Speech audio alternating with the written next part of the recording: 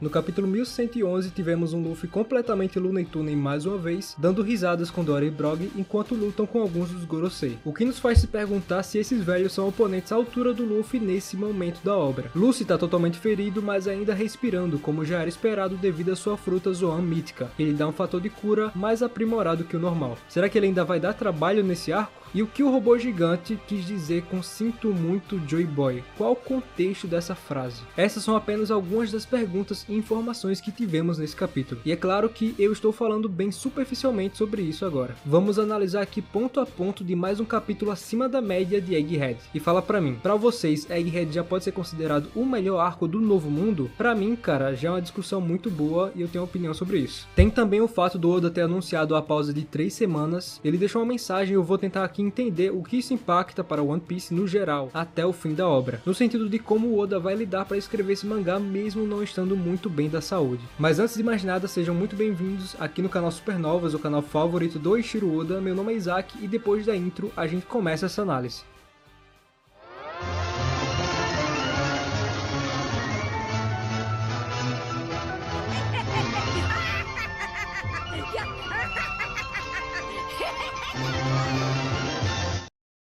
Abre aspas pro Oda. Estou fazendo uma pausa e será durante 3 semanas, por conta da notícia sobre Toriyama Sensei. Estou excessivamente preocupado com a minha saúde. Não estou doente por sinal, mas pensei em fazer uma pausa para uma espécie de manutenção entre aspas próprias. E talvez tenha algum tempo para pensar sobre o que é o One Piece, afinal sou uma pessoa ocupada. Em seguida nessa mensagem ele recomenda uma recapitulação de Egghead para os leitores e também reforça as suas outras obrigações com One Piece além do mangá. Há também outro trabalho meu, além do live action de One Piece na Netflix, meu One Shot Monsters. Espero também que vocês possam assistir e aproveitar o anime. E eu sinceramente fico muito feliz que o Oda possa ter essa oportunidade de poder parar um pouco de escrever por um tempo, porque a gente sabe muito bem como é exigente a Shonen Jump e de como One Piece é importante para suas vendas semanais por lá. E muitos autores não conseguem sobreviver a essa carga de trabalho barra pressão, mas o Oda, por ter todo esse reconhecimento dentro da empresa, é muito bom para ele poder se cuidar. E nós fãs, claro, ficamos um pouco tristes por não ter mangá durante as próximas semanas, mas é totalmente compreensível. E mais pausas como essa vai acontecer daqui por diante, pode ter certeza. Ano passado já teve uma pausa mais ou menos ali de um mês, porque o Oda queria visitar os sets de filmagem do live action, acabou não acontecendo. A visita não aconteceu, mas a pausa aconteceu, acho que vocês lembram disso. Então é algo que vai acontecer naturalmente e é uma coisa que a gente tem que se acostumar. Dito isso, é bom aproveitar o que temos para hoje, que é esse capítulo 1111. E é baseado nesse capítulo e nos anteriores que nós vamos trazer para vocês várias teorias e vídeos de análise durante esse período de pausa de 3 semanas. One Piece não vai faltar, isso pode ter certeza, pelo menos não aqui no canal Supernovas. Mas vamos lá então, vamos logo para essa análise. O capítulo começa com Mars quebrando a barreira da Lab Phase, o que faz com que os personagens tenham mais imediatismo a partir de agora, tanto para correr e fugir da ilha, como também de impedir Mars de chegar e tirar a mensagem de Vegapunk do ar. O que não vemos nesse capítulo, não vemos nenhum personagem indo atrás desse Gorosei para impedir o seu avanço e nem nada do tipo. Fica aí a nossa expectativa para saber o que o Oda planeja fazer nesse quesito. Eu sinceramente gostaria muito de ver o Sanji tomando essa atitude, afinal esse Gorosei é um oponente voador e daria uma ótima luta com o cozinheiro com o seu Skywalker. Visualmente daria para fazer uma ótima luta muito bem coreografada, mas sabemos que não podemos criar muita expectativa pro Sanji, né? A gente sabe muito bem como funciona, pelo menos não aqui em Egghead. Mas já do outro lado, a luta de Zoro e Lucy terminou. Lucy não consegue se mover, mas se recusa a cair como já era esperado devido à sua fruta Zoan mítica. E para pôr a cereja no bolo, Jinbe usa uma nova técnica Karate Tritão chamada Gosen Mai Gawara Shuto, que traduzindo aqui é tiro contra 5.000 tijolos, para mandar Rob Lucy para longe. E então ele segue com Zoro para se encontrar com o resto do bando finalmente. E tudo bem que eu venho aqui reclamando do Sanji bastante aqui no canal, eu faço isso porque ele é um personagem que eu gosto demais. Mas uma das coisas que eu realmente estou gostando aqui nesse arco é a liderança que ele vem tendo sobre os outros Mugiwaras, como aconteceu aqui nesse capítulo, passando a ordem de Jinbe para tirar logo o Zoro dali. Mars chega no local onde Lucy foi parar após o ataque de Jinbe, e Lucy está em sua forma humana, todo destruído, dando a entender que ele vai ficar aí por um bom tempo fora de combate. Ou não, sabemos que as frutas zonas míticas têm um fator de cura mais aprimorado, mais acelerado, então ele pode sim dar mais um trabalho lá no finalzinho do arco, pelo menos é o que eu acredito, e aqui nessa cena mostra que ele tá totalmente fechado com os Gorosei. Bom, pelo menos até que Mars mate sem querer ou querendo o seu amigo Kako, o fazendo trocar de lado. E o contexto aqui é o seguinte, Mars pergunta para Rob Lucy onde está York, que vamos lembrar é a Vegapunk traidora. Eu sei que muitos leitores já devem ter esquecido dessa Vegapunk Vegapunk, porque ela é bem irrelevante, né? O Oda mesmo não fez questão de dar muito foco pra ela. E Rob Lucy relata tudo, onde York está, pra onde os Mugiwaras estão indo e tudo mais. E diz que a mensagem de Vegapunk começará em 6 minutos. Mars elogia Rob Lucy e voa em direção ao laboratório. Mas Lucy faz um pedido. Gostaria de pedir que poupe a vida do meu amigo Kako. E Mars diz: pode ser difícil, já que não vou prestar atenção em quais insetos eu vou pisar. Cara,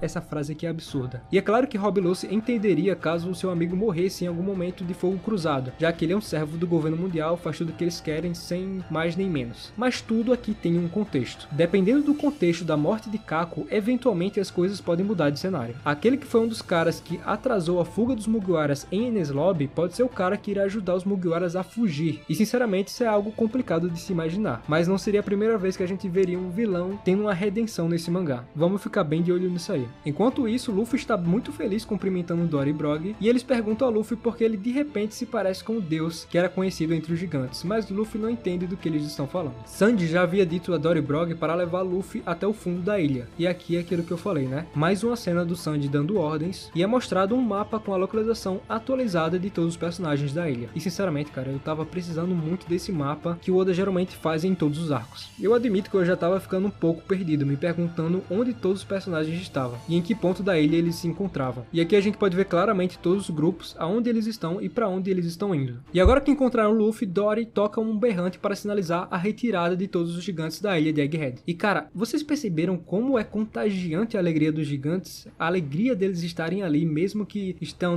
lutando contra gigantes do governo mundial, eles todos estão alegres, ninguém parece estar nervoso, todos estão super felizes por estar na presença do garoto alegre. Mas um pouco antes disso, tem uma fala muito interessante do Saturn junto do São Topman. É dito, gigantes. Isso olhando diretamente para Luffy em forma Nika e os dois gigantes. Isso não é uma boa combinação, dando a entender que eles sabem que essa aliança do Joy Boy com os gigantes está se repetindo nessa nova era. Eles sabem que essa aliança, essa combinação, como é dito, não é boa para eles, porque foi exatamente assim que aconteceu no passado. Talvez seja por isso que o Oda enfatiza tanto a alegria dos gigantes perante Joy Boy. É por isso que eles estão tão felizes em um momento que deveria ser de tensão nesse mangá. Afinal, eles estão diante dos Gorosei e insistem em continuar fazendo piadas. Dory até comenta que eles são bestas gigantes, assim como as que vivem na floresta de Elbaf. Ou seja, enfrentar esses Gorosei para eles é o mesmo que nada, já que eles estão bem familiarizados com as bestas gigantes de Elbaf, que são bem parecidas com esses Gorosei. Isso significa que esses velhos anciões são fracos e que todo o hype foi à toa? Eu sinceramente não vou saber responder essa pergunta, pelo menos não agora até o fim desse arco. Ainda tem muita coisa pra rolar e eu sinceramente não vou formar minha opinião tão precipitadamente, sabe? Eu vou esperar mais um pouco. Mas comentem aí o que vocês acham e eu realmente tô curioso pra saber. Porque é normal que alguns de vocês estejam decepcionados com o nível de poder dos Gorosei, ou algum de vocês já esperavam que fosse assim. Mas continuando aqui, o Arcuri os ataca com o poderoso rugido de Haki do Rei. E esse rugido é tão forte que tira os chapéus e as roupas, exceto as calças, claro, de Luffy e até mesmo a sua cicatriz no peito. E cara, esse quadro aqui é muito engraçado, porque o Luffy tá segurando a cicatriz que tá debaixo do olho dele como se fosse uma espinha de peixe. E ainda é um pouco bizarro pensar que ele pode alterar a realidade a esse ponto. E até o Brog fica um pouco chocado ao ver o que aconteceu com o Luffy. E aqui, esse é outro ponto pra se atentar, tá? Mais um personagem com Haki do Rei, que são raridade, né? Personagens novos com Haki do Rei aparecendo. E aparentemente todos esses Gorosei têm Haki do Rei. Isso é uma coisa pra gente se atentar, porque se esses Gorosei têm todos Haki do Rei, imagina que o líder deles, o Insama,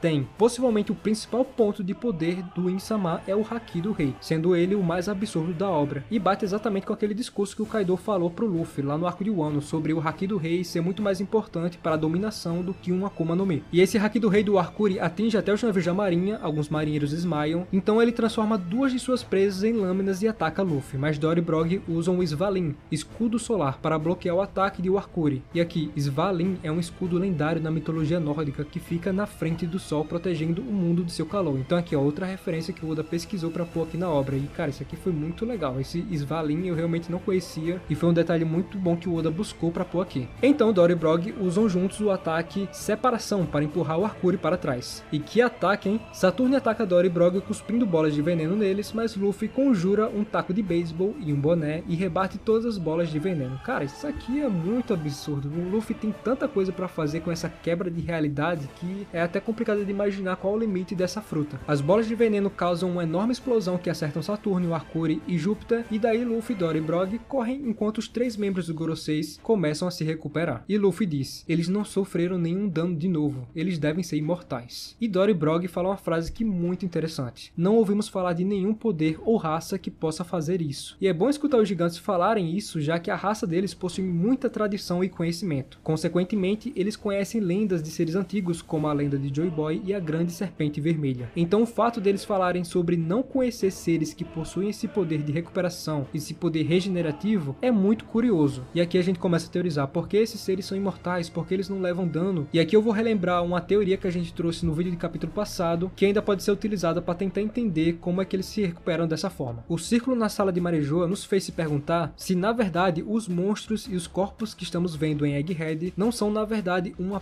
projeção deles. E o que a gente quer dizer aqui é que pode funcionar como um certo tipo de invocação. Eles conseguem enviar uma invocação de seus corpos se materializando em outro lugar, numa frente de batalha, mas não são seus corpos reais. Isso explicaria porque eles não sofrem dano e não são afetados por isso. E isso explicaria também porque eles estão nerfados nesse momento. E o que poderia feri-los seria algum novo tipo de Haki, como um Haki 2.0 que a gente acaba citando. Da mesma forma que o Ryo funcionou lá em um ano para ferir o Kaido, ou seja, precisaria de um novo poder nesse arco para poder ferir esses Gorosei que são imortais. A lógica é mais ou menos essa. Continuando o capítulo, depois são mostradas montagens de todos os grupos indo para os navios dos piratas guerreiros gigantes, e o grupo da Bonnie chega primeiro, mas o vice-almirante, Ponce, Guillotine e Red King estão esperando por eles. Que aqui entre nós são 2 randos que estão ali só para apanhar, não significam nada. Marsh chega até a sala onde York está dentro do laboratório e pergunta onde fica a sala de transmissão do Vegapunk, reforçando o que eu disse lá no começo da análise: alguém precisa impedir o avanço do Mars, porque ele já está bem perto da sala e está bem perto de impedir a transmissão do Vegapunk. Kizaru ainda está deitado no navio da marinha, cobrindo os olhos com o braço. Os marinheiros falam: Kizaru-san, por favor, deixe-nos tratar seus ferimentos. E Kizaru disse: realmente estou ferido, por favor, deixe-me descansar. E cara, sinceramente, o que pensar do Kizaru aqui? O que pensar do Kizaru? Seria ele a participação mais decepcionante de um almirante na história do mangá? Ele que no começo tinha todo um lance interessante sobre de que lado ele ficaria. Será que ele ficaria do lado dos amigos, que são o Vegapunk, o Kuma e o Sentomaru? Ou ele ficaria do lado do governo mundial, da onde ele trabalha? Mas agora ele tá deitado como se não quisesse no fim das contas ficar de algum dos lados. Ele simplesmente não quer mais ajudar Vegapunk e também não quer mais ajudar o governo mundial. Ah, mas ele já apanhou muito, deve estar muito cansado. Besteira, cara, isso é besteira. Se fosse assim lá na Guerra dos Melhores, ele nem tinha entrado, se fosse pra ficar assim dessa forma. Eu imagino depois ele fazendo um relatório pro Akainu, contando tudo o que aconteceu, e o Akainu chorando muito. Chorando, é claro, de raiva, né? E na última página do capítulo, os marinheiros estão relatando algo que apareceu na costa noroeste de Egghead. O robô gigante ancestral está parado no meio da ilha, cercado por fogo. E ele tá murmurando algo, que é: sinto muito, Joy Boy. E finalmente, depois de capítulos e mais capítulos, esse robô gigante, depois de ter despertado, entrou em ação. E aqui tudo indica, as teorias sobre ele ajudar os Chapéus de Palha a fugir da ilha não estão totalmente erradas, já que ele apareceu justamente nessa hora. Mas o que ele quis dizer com essa frase, sinto muito, Joy Boy? E bom, essa não é a primeira vez que a gente vê um ser ancestral aparecer falando com Joy Boy. No arco passado mesmo, em um ano, Zunisha deu as caras por lá pra matar a saudade desse seu velho amigo, e vamos lembrar que Zunisha também tem uma dívida para cumprir, sobre algo que ele fez no passado e hoje paga por isso. Provavelmente a lógica desse robô gigante funciona da mesma maneira. Ouvimos em Marejoa em busca de algo ou alguém, e obviamente sua investida não deu em nada e ficou anos e anos em Egghead desacordado após o seu fracasso. O que ele queria na Terra Sagrada? Tem algo do Joy Boy por lá que ele quis buscar? Isso tem a ver com aquele chapéu de palha gigante e por isso ele diz sinto muito, Joy Boy? Bom, as peças vão se encaixando aqui, né? Eu acredito que não vai fugir muito disso. Diferente do Zunisha, que nós não sabemos o que exatamente aconteceu no século em branco para que ele fosse condenado, esse robô nós sabemos exatamente o que aconteceu. Nós só não sabemos os motivos de sua ida até lá, assim como também não sabemos por que Kuma passou pela Terra Sagrada antes de vir para Egghead. Ou seja, ele foi lá para Marejoa para fazer o quê? Talvez uma pergunta responda a outra e nós vamos ter que aguardar mais 3 semanas, infelizmente, para ter essa resposta. Ou ter mais perguntas para serem respondidas, como sempre é. O Oda infelizmente vai deixar a gente sem capítulo do One Piece por umas 3 semanas, isso é muito triste, mas é totalmente compreensível, mas ele deixou muitas coisas aqui importantes pra gente teorizar ao longo das semanas com vocês. Além disso, tem todo esse lance do nível dos poderes dos Gorosei, e é claro que consequentemente a gente vai discutir um pouco o que essa pausa do Oda impacta em One Piece. Será que ele vai acelerar o One Piece quando ele voltar? Será que ele vai continuar fazendo One Piece no mesmo ritmo? É uma coisa a se pensar. Mas se ele resolver acelerar um pouco mais, Egghead tá muito perto de acabar. Mas galera, é com isso que eu encerro esse vídeo, espero muito que vocês tenham gostado. Eu não pedi o like até agora porque eu tava justamente esperando o vídeo acabar, então se você gostou, se você achou que eu adicionei pensamentos e uma análise interessante para esse capítulo, deixa aí o like, que isso ajuda muito a nossa recompensa crescer aqui no YouTube. Se você conhece esse canal, é porque antes disso alguém deixou o like e um vídeo do nosso canal acabou aparecendo nos seus vídeos de recomendado e você acabou nos conhecendo. Então desde já eu agradeço a todo mundo que já fez isso. E é isso galera, valeu e até a próxima.